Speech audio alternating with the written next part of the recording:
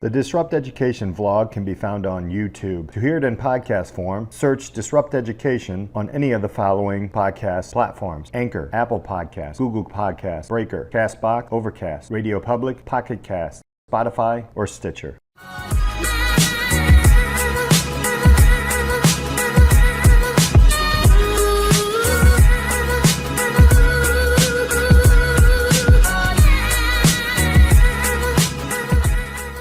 Welcome to the Disrupt Education Podcast. I'm Peter Hostrauss, the host. Thanks so much for hanging out with us. We've got a great guest today. Don Wettrick is with us, the STARTedUP Foundation podcast CEO, the Forrest Gump of education reform and entrepreneurship. Yeah. So let's jump in. Don, hey, thanks for being with us today, man. Man, kindred spirit and a fan of what you do on the other side. Midwestern guy as well. So yeah, thank you for having me on. 100%, man. We're both from Indiana, so that's good. I'm from South Bend, around Indianapolis area. Talk a little bit about what you're doing these days. You got a lot lined up. The pandemic has not stopped you, although it's changed some things a little bit. You're in the STARTedUP Foundation, but unpack that a little bit for us. Sure. Like credit where credit's due, the state of Indiana wanted to have this, entrepreneurship pitch competition called Innovate Within. And on the first year they were going to do it, they reached out and they said, A, you should have your students participate, but B, if you would kindly help us out, that'd be great. So in year one, we helped out. In year two, we kind of co-ran it. In year three, we ran it. And then now in year four, we're hitting new heights. So we co-ran it with a university last year. This year we had like 11 university partners. So we kind of did it on our own, but with support from each location. We had 9 different regions, rounded up several $1 million of scholarship opportunities. And the thing that, if anybody's has known or encountered me, I've been a bit opinionated on the just go to college and figure it out later pipeline. What I've enjoyed is the universities and colleges that want to work with us are seeing the value in the students that are wanting to start now. And then maybe if they want to go, continue their journey at some of these institutions. So it's just been great. It's like, I say this I'm trying not to be boastful, but believe it or not, Indiana has the biggest high school pitch competition in the country. The payout is insane. The people they get to meet is more insane. The experiences we give them, it's an accelerator. After we identify the top 10, it's not, and I'm not saying this to be snarky, but I am. It's not the pitch competition where a kid will say, I don't like cancer. Cancer's bad. I'm gonna cure cancer through this app. No, you're not. And the thing is, like God bless those kids, but we wanted it to be something like our theme has been, do you see problems as opportunities? And even if it is an idea, like a lot of times you'll see pitch competitions like, I want to start a t-shirt line or a food truck. Food truck's a great idea. To ask them how are you solving a problem with a food truck? And if they're saying well, you know what? I did a market validation survey. Turns out in our area, there's no access to Korean barbecue. People voted they wanted Korean barbecue. I'm going to start a Korean barbecue truck, and our zone is going to be these zones because the market indicates, okay, whoa, you are solving a problem. 100%. And now I'm hungry. So yeah, well, but that's my whole thing that I get so excited about is that you are solving a problem, and we appreciate that. So yeah, so we do that. We're growing that. Like I said, we've got a curriculum that we give away for free, so the students are more armed and prepared. And just another, the prize package is insanely well funded, especially for that age. But even the students that just participate in round one, there's thousands of dollars in scholarships because, again, the universities and colleges were like, okay, we are also looking for innovators. We're looking for students that want to take that journey and not just the GPA heroes. Yeah, 100%. And yeah, it is. It's growing larger every year. I've actually kind of closely watched you over just the last year, and it's amazing how big it's getting. We're going to get into that. Let's go back into your education then. Number one, what was your education path? And number two, what was it that said, you know what, enough's enough. Let's launch this thing. Let's get some things going here. So unpack that for us, man. Yeah, I got to start with my dad. So I love my dad. My dad was a teacher, and I think it's probably the reason why I went back into teaching. I had a career before teaching for 3 years. Long story on that. But my dad, when I told him, hey, I'm going to go back and be a teacher, my dad never complained about education. My dad's a very positive man. I think I've heard him cuss once in his life. Literally, I lived with Warden June Cleaver. I mean that lovingly. But he says, I told him, hey, Dad, and I didn't ask them for money because they'd paid for my college, and now I'm an adult. And so I was like, hey, I'm thinking about going back to school, getting my teaching degree. And he says, I don't care if you teach for the next 25 years or 20 years. He told me, I don't care if you teach for the next 20 years. Just don't teach, 20 years one time. Like, don't press repeat every year. And so it meant nothing to me then. In year 2 and 3, it meant a lot to me. And so he always wanted me to keep it fresh and was really the kind of the foundations for innovation. But, I taught for 10 years middle school English. And then I kind of lucked my way all of a sudden teaching documentary filmmaking and videography at the high school level. And that was kind of the early beginnings of learning by doing. I had an endorsement in college that had nothing really to do with videography. And so I was like, hey, I'll figure this out the night before and let's have fun. But that learning while doing was great. Then I started the innovation class after that. And that's the thing that just took us into a new direction. And the innovation class quite literally was because I watched a Dan Pink TED Talk, 10 years ago? Started this class called Innovation and Open Source Learning. It got more press than I could imagine, and I wrote a book about it, and it more than my mom bought it. And actually, my mom didn't buy a copy; they expected a free one. But and then that's ultimately when I got this offer to like, will you run this? Will you basically take this over? And so started that foundation began. And there's nothing like hands-on, man. Like our stories are very similar. I was actually teaching elementary school kids hands-on, and then you could see their learning grow. Well, let's jump into the STARTedUP Foundation and what you do. You really clearly said what is a pain point. Number one in education is the tangible environment. We do see a lot of these pitches, man, of all right, we're just, they're very soft and on the surface level pitches. You're going deeper into that. What are some of the best things that you've seen come out of this besides obviously the amazing amounts of scholarship money? But what are some of the awesome things that youth are doing? So let me start by saying that even though I was being snarky at the beginning, what I truly love is that we saw a lot of pitches that in a competition sense weren't good, but you could tell this is the first time they were like, I've been thinking and I've been hearing people complain. And honestly, that I get more excited about that, dude, than anything else, because yes, I'm looking for that student that knows how to build and scale an event, app, service, whatever. But I'm wanting more of that mindset shift of like, okay, I'm triggered. I'm going on Twitter and telling everybody the world sucks. No, you suck if you don't do anything about it. And so I got to say, my most proud thing is we more than doubled in size during COVID. We gave them a curriculum to challenge their thinking, and I'm excited about that because I'm seriously like so many pitches were. So I was noticing something around my school, or I was noticing something around my town, or it occurred to me that no one else was doing this. Problem solved. While I'm about to go into brag mode on what some of the high level ones were, honestly and truly, I'm not trying to make this the Miss America pageant, feel good moment, but like truly that's where my heart is. Now that being said, we had some things that were from just insanely practical. I actually probably shouldn't talk about this year's winners because I don't want to show favoritism, because we are now done with our regionals and we have a top 10 that are going to go into the state. So I'll mention some that didn't even place in the top 10 this year, or some from like last couple of years. Like there was one student, his pitch was, I hope I don't mind this person talking to me about it.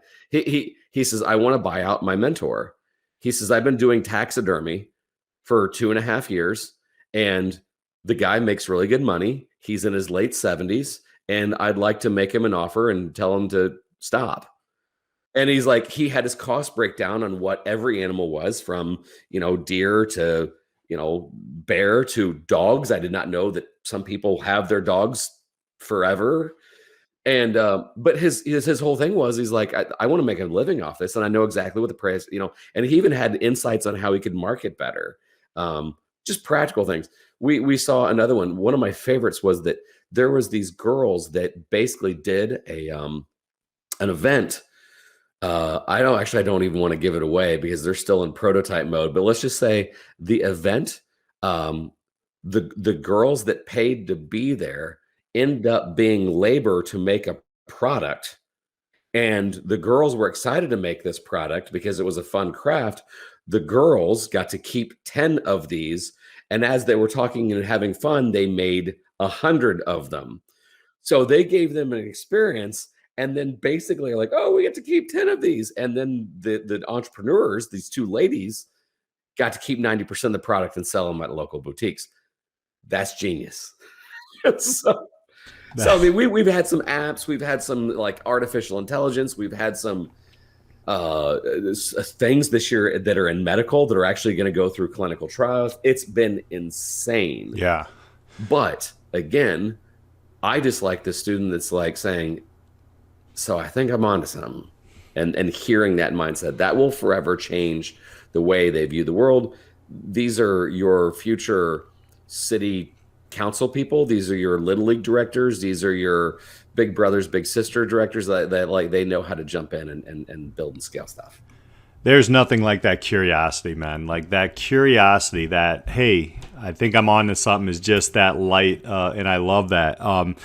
And here's what's interesting to me, and I wanted to ask if you can maybe kind of expand on this, or maybe it's early. Like COVID has just thrown a lot of wrenches into quote unquote traditional education. However, when people want to become innovative and start to take a look at entrepreneurship or in business in general, and I like even on the site, you're like, everybody doesn't have to be an entrepreneur and everybody's not cut out, but everybody should think like that, which is 100%.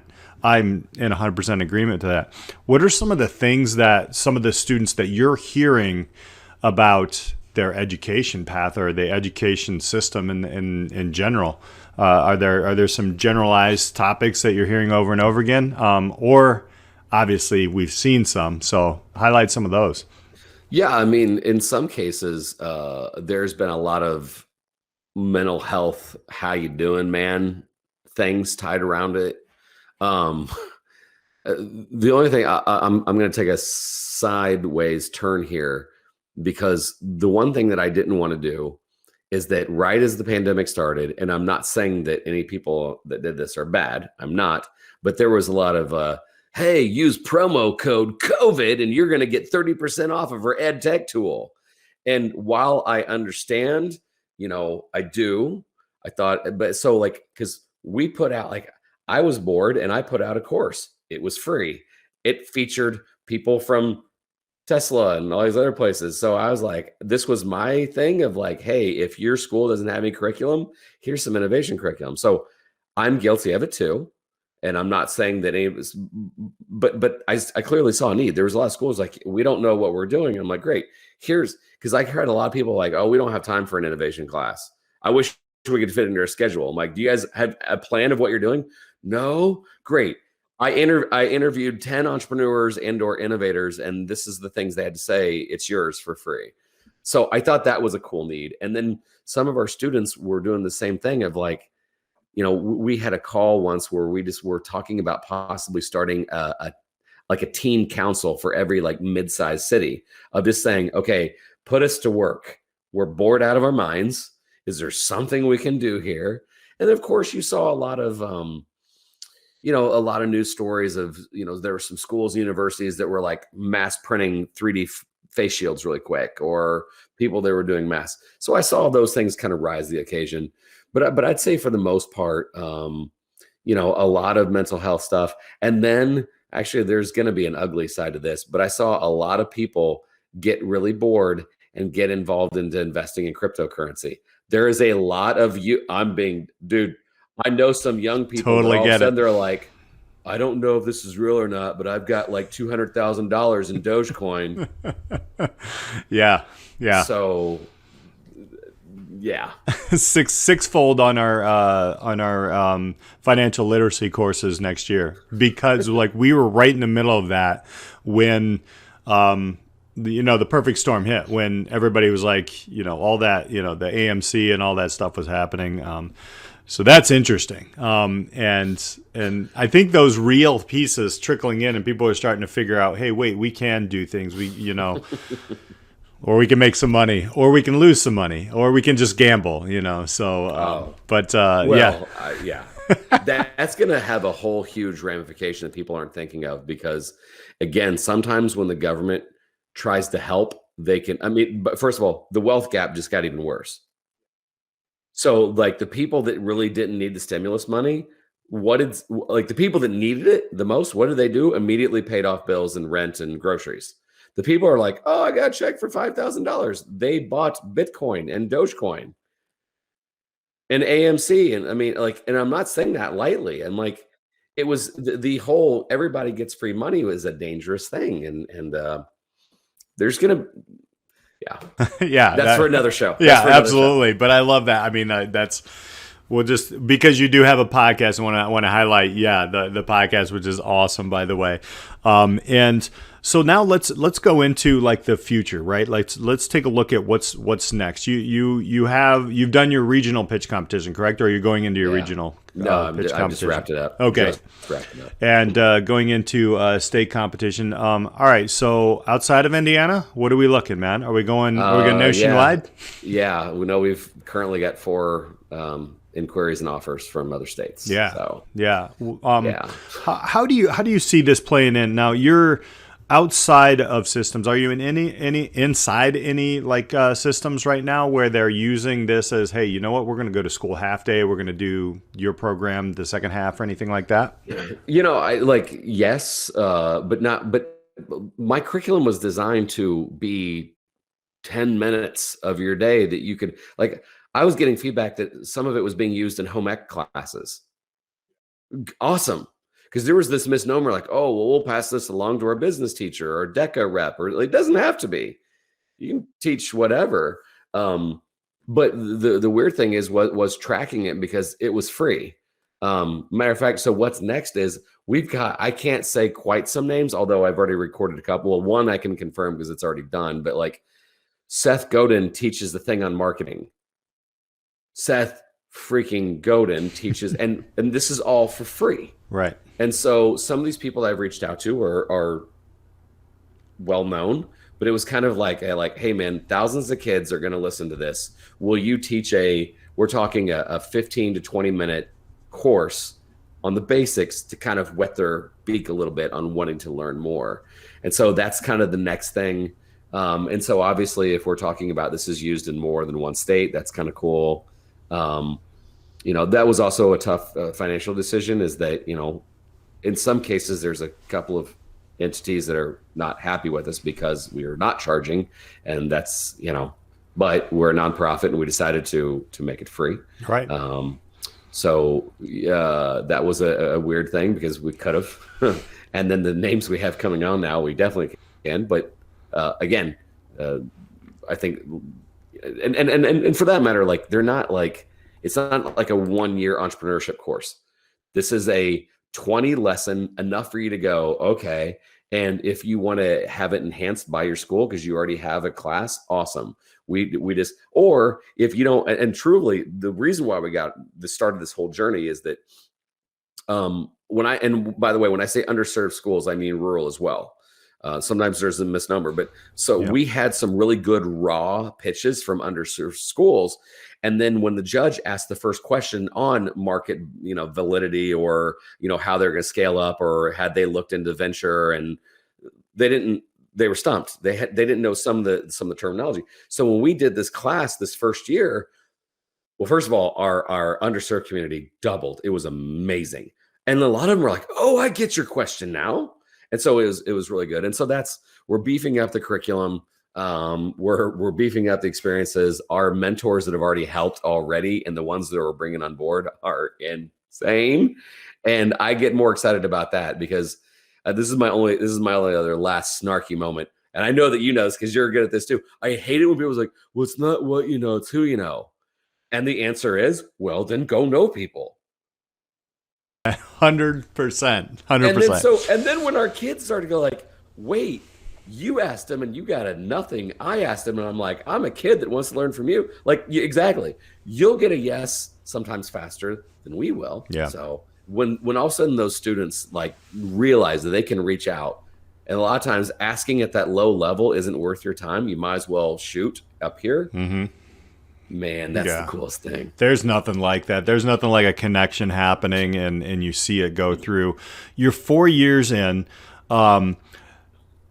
This is interesting because you mentioned the college thing, right? And you know, the credential there has its value if you know how to use it and you know how to play that game, right?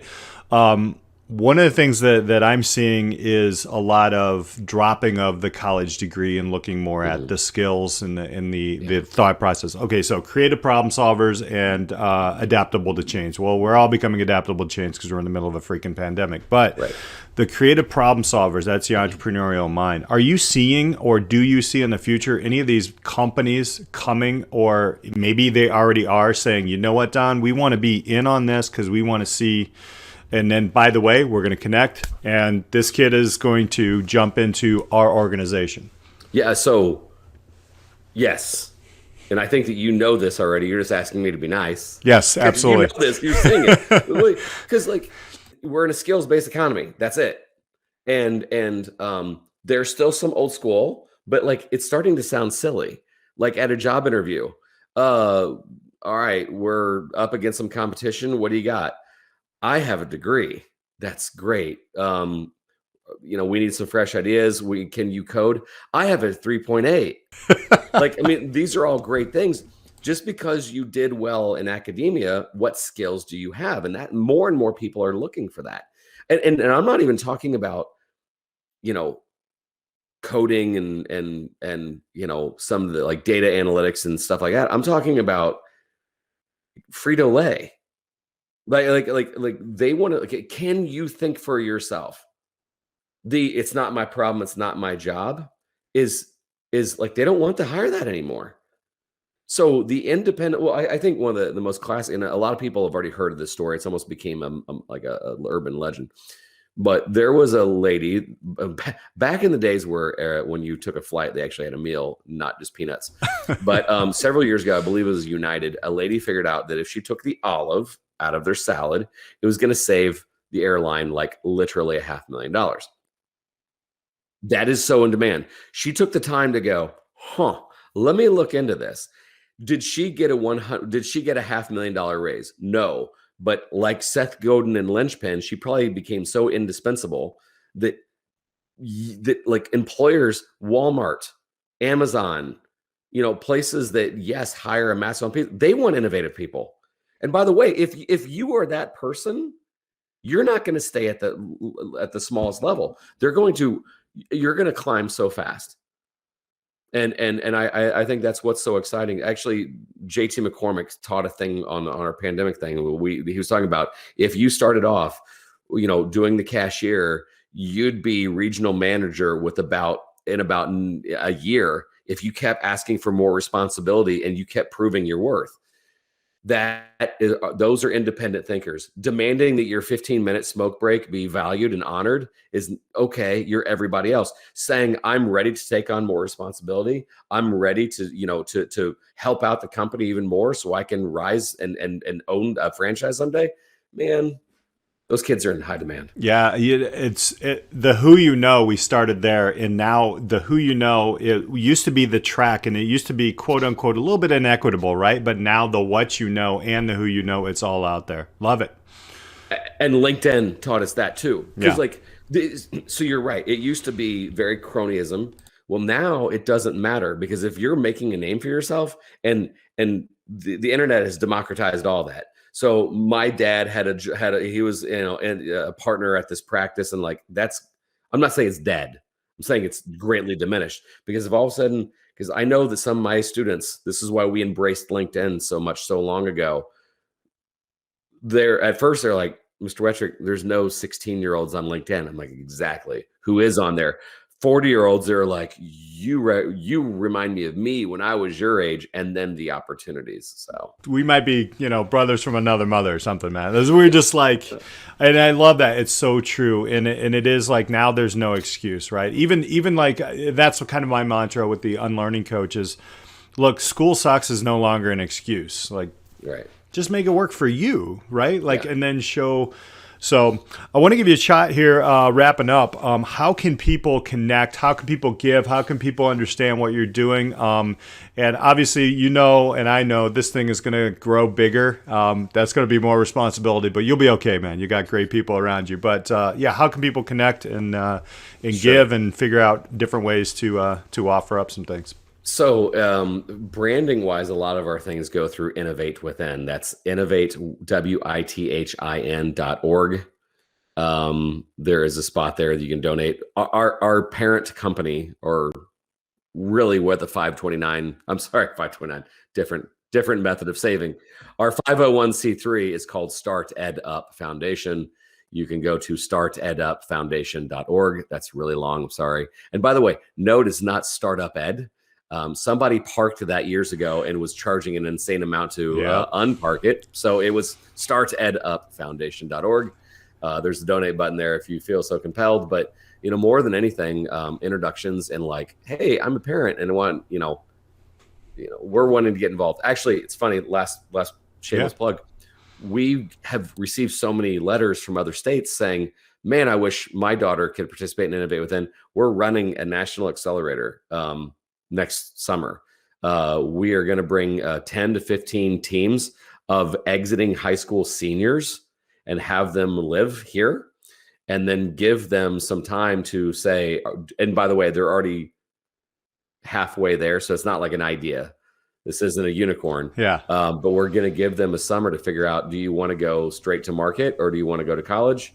And give them that time to do that. So if you are listening out there and you're like, you don't know my 17-year-old, this girl's going to run the world someday, let us know. Mm-hmm. My email address is dwettrick@startedupfoundation.org. That's DWETTRICK @startedupfoundation.org. That's all going in the notes, man.